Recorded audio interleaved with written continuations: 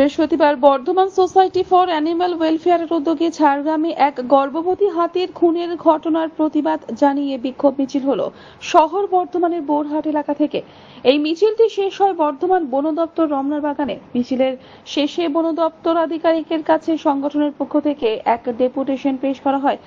Bardhaman society for animal ওয়েলফেয়ারের সদস্যরা জানান, গত 14 আগস্ট ঝাড়গ্রামে একদল হাতি ঢুকে পড়ে এবং সেই হাতির দলকে বন দপ্তর বের করলেও 4টি হাতি থেকে যায়। বন দপ্তর ঠিক করে সেই 4টি হাতিকে রাতের দিকে বের করে জঙ্গলের দিকে নিয়ে যাওয়া হবে। সেই 4টি হাতির মধ্যে একটি গর্ভবতী হাতিকে হুল্লাপাটির দল মল্লমে আগুন লাগিয়ে তার পিঠে আঘাত করে এবং হাতিটি গর্ভবতী থাকাকালীন তার মৃত্যু হয়।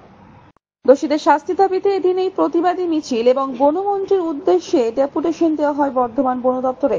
এদিন এই কর্মসূচিতে বর্ধমানের পশুপ্রেমী মানুষ এবং কাঞ্চননগর ডিএন দাস স্কুলের ছাত্ররা অংশ নেয়। যেটা ঝাড়গ্রামে হাতিটিকে খুব বাজেভাবে মেরে ফেলা হয়েছে, তারা থেকে বন দপ্তরের সঙ্গেই যে হুল্লাপাটি ছিল তারা যে বল্লভ বা বর্ষাটা দিয়ে মেরেছে, তাতে হাতিটি পুড়ে মারা গেছে।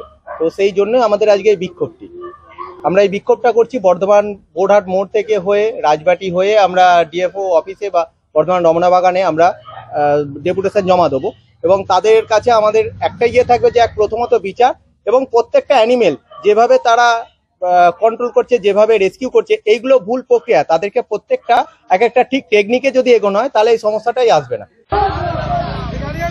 চলো চলো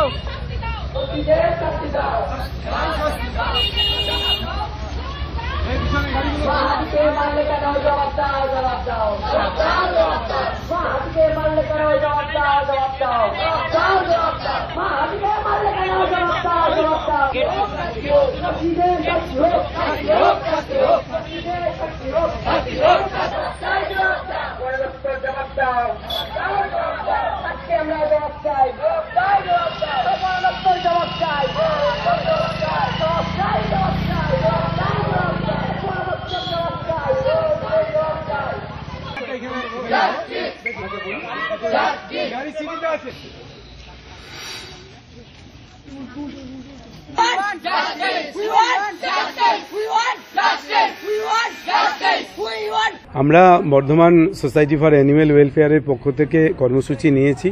অতি সম্প্রতি ঝাড়গ্রামে যে একটি গর্ভবতী হাতিকে খুন করা হয়েছে বলা যায়, তারই প্রতিবাদে আমরা সমবেত হয়েছি। কাঞ্চননগর দীননাথ দাস স্কুল থেকেও ছেলেমেয়েরা এসেছে, প্রধান শিক্ষক আমাদের সঙ্গে আছেন। বন দপ্তরের যে আইন আছে তাতে কিন্তু শাস্তির পরিমাণ বা নিধিটা ঠিক সেরকম নয়, যাতে আগামী দিনে এই ব্যাপারটাতে আরও কাউকে নিরস্ত করা যায়। আমরা চাই দৃষ্টান্তমূলক অন্তত বিধান তৈরি হোক এবং আগামী দিনে যাতে প্রত্যেকেই এই ব্যাপারে সচেতন থাকে। রিপোর্ট আনন্দ বার্তা।